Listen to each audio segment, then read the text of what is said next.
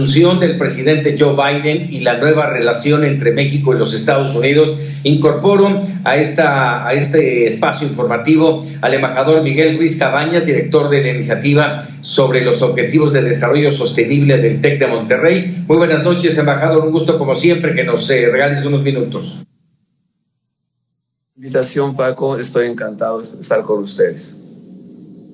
Muchas gracias. Y también incorpora al maestro Juan Carlos Baker, académico de la Escuela de Gobierno y Economía de la Universidad Panamericana, ex subsecretario de Comercio Exterior y en su momento negociador del TEMEC y consultor en temas de comercio. Agradecido como siempre, Juan, habíamos quedado en esta charla y aquí estamos. Muchas gracias. Al contrario, Paco, gracias a ti, buenas noches, y además también me da la oportunidad de saludar a mi gran amigo y mentor en muchas cosas, el embajador Ruiz Cabañas. Miguel. Qué gusto, Juan Carlos, encantado de saludarte. Pues bueno, vamos a arrancar con esta. En el momento que ustedes quieren participar, están abiertos los micrófonos y ustedes pueden hacerlo. Iniciamos una nueva era de respeto a la Constitución y de vencer a las mentiras, de unión, de democracia tan frágil y preciosa que hoy mencionaba y decía Joe Biden, y que ha prevalecido, dice, en un discurso conciliador y de unión en una ceremonia inédita. ¿Dónde queda en todo esto México en esta nueva era? Inicio contigo, embajador. Bueno, yo creo que el discurso de Biden sí subraya lo importante. Fue un triunfo de la democracia sobre intentos de disolución de la democracia en Estados Unidos, encabezadas por el expresidente Trump. Las instituciones democráticas sobrevivieron, su discurso es de unidad y su discurso es de volver a que Estados Unidos vuelva a ocupar un lugar central en las relaciones internacionales. Yo creo que todo eso es muy bienvenido. Para México, pues las señales a mí me parece son positivas en términos de que van a cuidar la frontera. El nombramiento de Roberta Jacobson debemos darle la bienvenida porque quiere decir que es una prioridad de la administración Biden la relación con México. En segundo lugar, creo que lo que ha estado diciendo de inclusión y migración inevitablemente pasa por la cooperación con México.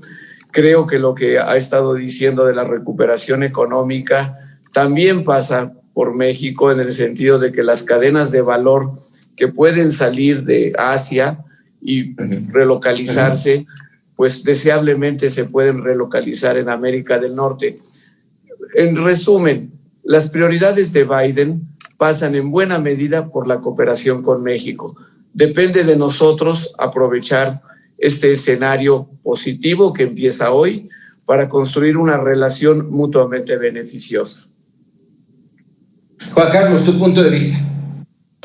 Bueno, yo muy de acuerdo con lo que dice el embajador Ruiz Cabañas. Yo destacaría además un punto importante, que es que lo que escuchamos el día de hoy en el discurso y en los mensajes posteriores de parte del presidente Biden, que evidentemente iban a subrayar el tema de la unidad, la necesidad de sanar, lo mencionaba él, como una sola nación y de pues encontrar otra vez estos puentes en un momento de mucha división. Creo que eso lo que nos está diciendo también es que va a haber mucha seriedad en el manejo de la política de Estados Unidos, ¿no? Que nos vamos a quitar de la manera tan personal, tan abrupta por momentos en la cual el presidente Donald Trump llevaba no solo la relación con México, sino en general cómo condució el país. Eso, por supuesto, para México, que tiene tantos temas en común con Estados Unidos y que también no hay que dejar de subrayarlo. México es un tema de agenda doméstica en Estados Unidos.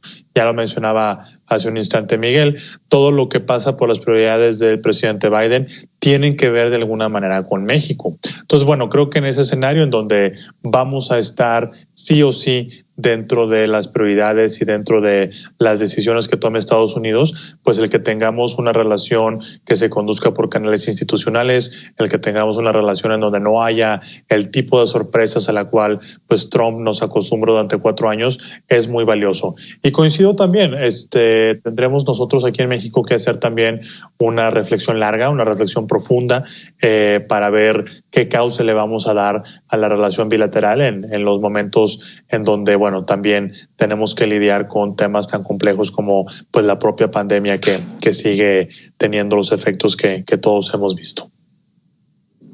A ver, es prudente, es confiable el darle la importancia a 3, 4 de las acciones ejecutivas que hoy firmó el presidente Joe Biden y que nos incluyen el tema de los Dreamers, el tema del muro, el tema del financiamiento de las ciudades santuario y también, por supuesto, este tema del regreso al Acuerdo de París, que pareciera que es lejano, pero que finalmente nos importa. ¿Es viable, es plausible estas firmas, Juan Carlos? Yo creo que es un muy buen inicio. O sea, de entrada son acciones que el presidente Biden ya había anunciado, no hay sorpresas en ese aspecto. Los componentes de la agenda migratoria de parte de los demócratas y de parte del presidente Biden, pues son completamente diferentes de lo que había manejado Trump dentro del mismo tema. Entonces, bueno, me parece que es un buen inicio en el sentido de que rápidamente se está abocando a cumplir las cosas que había prometido durante su campaña y, por supuesto, a conducir otra vez en esta parte de la seriedad a la que yo me acabo de referir. Yo quiero detenerme unos instantes en la parte del Acuerdo de París. Por ahí, por supuesto que puede haber algunos temas de cooperación. México jamás se retiró del Acuerdo de París, pero pues ciertamente muchas de las acciones que hemos tomado en el país no parecen ser tan fáciles de reconciliar. Exactamente, con los temas de energías limpias, con los temas de protección al medio ambiente. Entonces, bueno, creo que aquí puede ser una oportunidad si sabemos aprovecharla, pero al mismo tiempo puede abrirnos otro flanco en donde tendrá que haber una discusión muy detallada, pero desde luego cada una de estas acciones simplemente es el cumplir con algo que ya se había establecido. Lo que tenemos que ver ahora también es cómo se van a empezar a dar otra serie de políticas públicas en materia de comercio, en materia de promoción de una política industrial que van alineadas con esto mismo que se anunció el día de hoy. A ver, ¿y coincides tú con esto, embajador? Vamos, es un tema escabroso. Este que acaba de mencionar Juan Carlos, el tema del Acuerdo de París y la falta de cumplimiento, al menos en algunos aspectos, de este acuerdo por parte de México, puede generar conflicto incluso para el tratado comercial. Bueno, yo creo que en primer lugar, creo que es muy buena noticia que Estados Unidos regrese al Acuerdo de París, porque finalmente de lo que se trata es de detener el cambio climático que afecta a todos los países del mundo. Entonces es algo que el mundo debe cooperar para llegar a eso. Era muy mala noticia que Estados Unidos abdicara de su responsabilidad y su liderazgo, y es buena noticia que regresen. Pero déjenme subrayar un tema aquí muy importante. La competitividad futura de la economía de Estados Unidos depende de su transición energética a las nuevas energías. No es una transición que se tiene que hacer en 1 año o en 2, sino es una transición, digamos, de 30 años, como ya lo anunció China, como ya lo anunció la Unión Europea, la India, Japón. Entonces, Estados Unidos no debe quedarse atrás y, por supuesto, México tampoco se debe quedar atrás. No podemos quedarnos con las tecnologías que hoy empiezan a ser obsoletas y que dentro de 20 años estarán absolutamente abandonadas, porque el costo para nuestras economías sería brutal. Lo que creo que se debe hacer es buscar periodos de transición donde podamos, ojalá, incluso coordinar nuestras políticas energéticas. Hoy México ha tomado decisiones, como dice Juan Carlos, que parece que no van en esa dirección. Todavía no hemos incumplido con el Acuerdo de París, pero si mantenemos nuestro apoyo a las energías fósiles, pues eventualmente no cumpliremos con nuestras obligaciones. Yo espero que en un diálogo que empiece, ahora sí que hoy mismo, y que en los próximos días se fortalezca, México y Estados Unidos encuentren una manera de hacer compatibles sus políticas energéticas. Es un tema de transición en el tiempo, pero sobre todo es de capturar al futuro. Si nos quedamos con las energías fósiles sería como si hace 100 años hubieran prohibido los motores de combustión interna para proteger a los caballos y a los carruajes. Pues no, la modernización económica pasa por la eficiencia, por las nuevas tecnologías y ahora por proteger al planeta. Espero que en los próximos meses y años haya convergencia. Sí, a ver, y ese espero, me quedé con ello, embajador. ¿Crees realmente que esta administración que ha puesto todo su interés en las energías fósiles va a cambiar? Restan todavía 4 años, complicado. Tú bien lo decías, el cambio no es de 1 o 2 años, lleva su tiempo. ¿Nos va a alcanzar? Diría que es cuestión de ampliar el panorama, ¿sí? Diría que las energías limpias pues no tampoco son secretos digamos, infranqueables. Es cuestión de promover las energías limpias y encontrar la mejor manera de promoverlas. Desde luego se necesita apoyo de los gobiernos, lo están haciendo todos los gobiernos, pero creo que debe haber una conciencia clara de que México, su economía no se puede quedar estancada en el pasado. No es una cuestión solo de este gobierno, incluyen los gobiernos de los estados y seguramente los próximos gobiernos que tengamos. Mientras más pronto, mejor. Déjenme abordar otro tema. Son muchas las aristas que tiene la relación México-Estados Unidos. Uno preocupante es el tema de la migración. Bien por el presidente Biden, que ya canceló, ya detuvo la construcción del muro, ya afirmó reforzar el programa de los Dreamers, ya pactó este hecho de detener aquel programa de Quédate en México, que tanto nos cuesta porque finalmente aquí se quedan, pero abre otra ventana que ya apenas hace un par de días veíamos con las caravanas de hondureños en camino hacia los Estados Unidos y con el riesgo de quedarse en México. ¿Cómo ver ese panorama en el tema migratorio, Juan Carlos?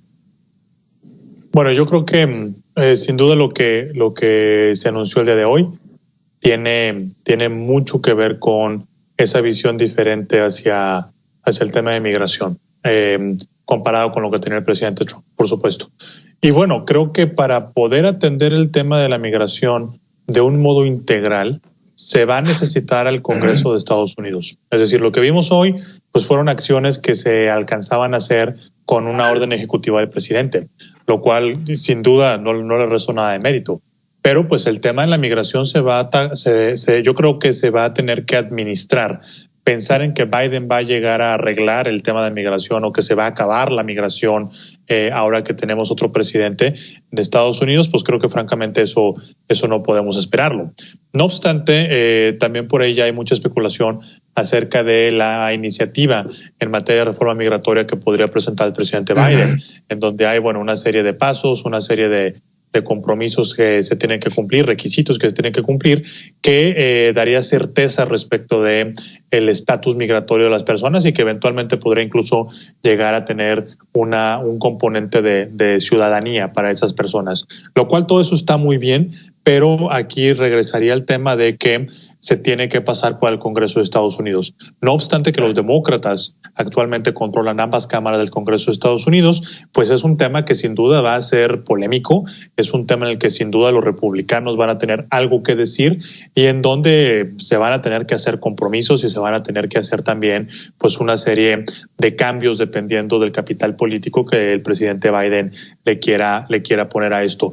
Me queda a mí un poco la duda de cómo va a reaccionar o cómo va el gobierno de México a complementar estos esfuerzos. Ya vimos lo que sucedió con la visión que tenía el presidente Trump, al punto de que la Guardia Nacional pues está en la frontera sur de nuestro país haciendo una serie de funciones para la cual originalmente no había sido diseñada.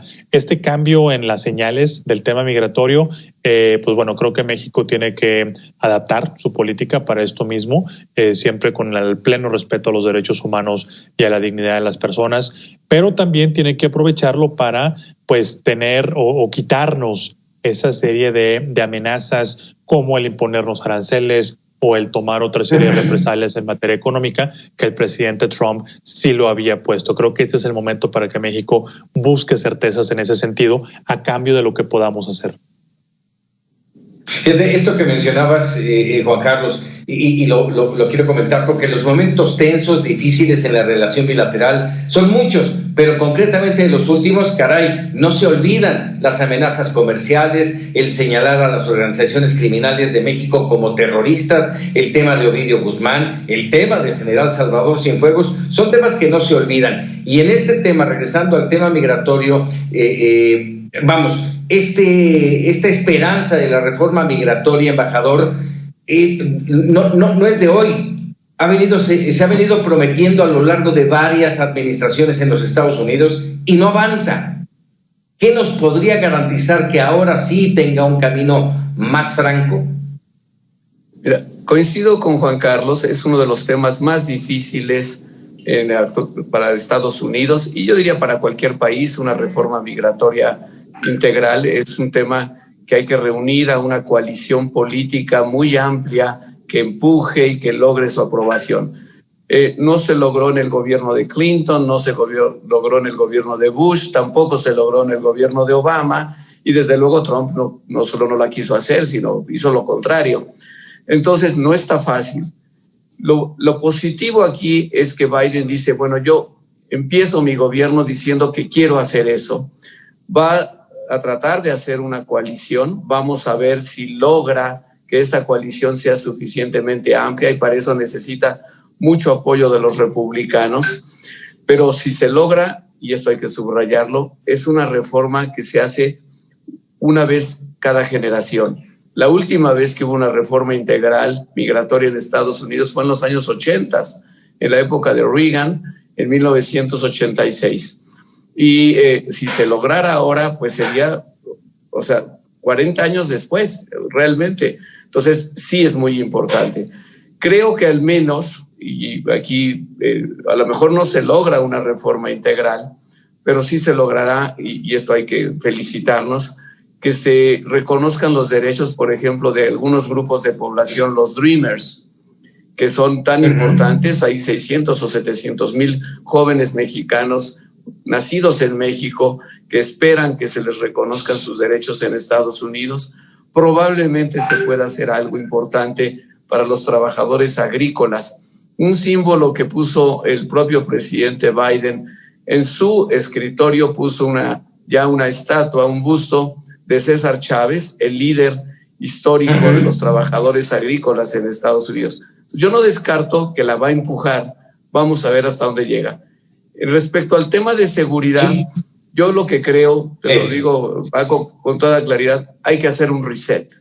Lo que hemos vivido en los últimos 2 meses y medio es algo que no le conviene a ninguno de los dos países. Se perdió la confianza, evidentemente, yo diría de ambas partes. No ha habido confianza y sin confianza no se puede progresar. Pero los dos países no pueden renunciar a la cooperación en seguridad. Tienen que volverse a sentar. Hay una cosa muy buena, que es que Biden empezó hoy. Lo que haya pasado en la administración de Trump, pues no tiene él por qué cargar con esas rémoras, por decirlo así. Entonces se empieza hoy, hay que sentarse y fijar las nuevas reglas de cooperación para los próximos 4 años, porque Biden y el presidente López Obrador coincidirán en sus mandatos los próximos 4 años. Eso es lo que yo creo que hay que hacer. Es. Una cosa adicional, sin duda. De lo institucional te lleva hay que compartimentalizar la agenda. Hay que avanzar en los temas que más rápidamente hay coincidencia de intereses, convergencia de puntos de vista, y hay que, digamos, evitar que los temas donde no tenemos convergencia en este momento contaminen toda la agenda bilateral. Pero eso solo se puede hacer si los dos países nos reconocemos no solo como vecinos, sino como socios insustituibles.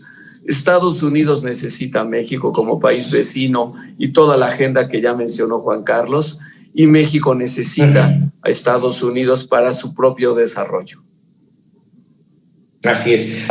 A ver, tocaste un tema también polémico, y con ello concluyo, Juan Carlos, el tema de seguridad, narcotráfico, tráfico de armas, este tema espinoso del que lo mencionaste, aunque sin decirlo, embajador, el tema de Cienfuegos, que generó una polémica que todavía ayer el fiscal general de la República llamaba atronadoramente a decir: vamos a un juicio, los vamos a demandar, y hoy ese reset que mencionas, embajador, creo que lo da el presidente López Obrador al decir: no voy a escalar este tema más allá de lo que hoy está sucediendo. ¿Lo consideras así? ¿Consideras que el presidente López Obrador está viendo ya en ese cambio de relación, de mejorarla? Desde luego que fue positivo lo que afirmó el presidente López Obrador en la mañana. Sin embargo, creo que no es suficiente. Creo que la diplomacia mexicana está perfectamente capacitada para dar muchos pasos adicionales. Tenemos 50 consulados en Estados Unidos, tenemos una embajada con presencia en Washington, tenemos muchos diplomáticos en activo capaces de entrarle a este diálogo importante con Estados Unidos, reconociéndonos. La Cancillería creo que tiene la capacidad de hacerlo junto con otras dependencias, la Secretaría de Economía, la Secretaría de Medio Ambiente, pero hay que tomar esa decisión de ser muy proactivos, no esperar a que las cosas sucedan. En este mundo globalizado, contradictorio y además amenazado por el COVID y el cambio climático, hay que ser muy proactivo. Así es. Juan Carlos, tu apunte en torno al tema de la seguridad, y brevemente, si me puedes dar también un apunte de cómo ves la economía y el tratado comercial. Sí, por supuesto, Paco. Yo nada más aquí colgándome un poquito del comentario del embajador, me parece que esa proactividad a la cual nos hemos referido debe ser inmediata, porque aquí estamos, por supuesto, hablando de cómo México es una prioridad y la agenda de Estados Unidos pasa por México, etcétera, lo cual todo eso es cierto, pero no hay que recordar que vamos a competir con toda una serie de intereses, tanto de otros temas de la agenda interna de Estados Unidos como los temas del mundo. O sea, la expectativa con la cual Biden está llegando a la presidencia y la manera en la cual va a abordar temas tan disímbolos como la amenaza que puede representar China o Rusia, reconstruir con Europa, temas también de la ONU, multilaterales, pues es enorme. Entonces, tenemos que asegurarnos que el tiempo que se le va a dedicar a la relación con México sea un tiempo de calidad y sea un tiempo que además, pues bueno, tenga la completa atención de los tomadores de decisiones en Estados Unidos. Ahora, junto con eso, el tema económico, me referiré primero a eso.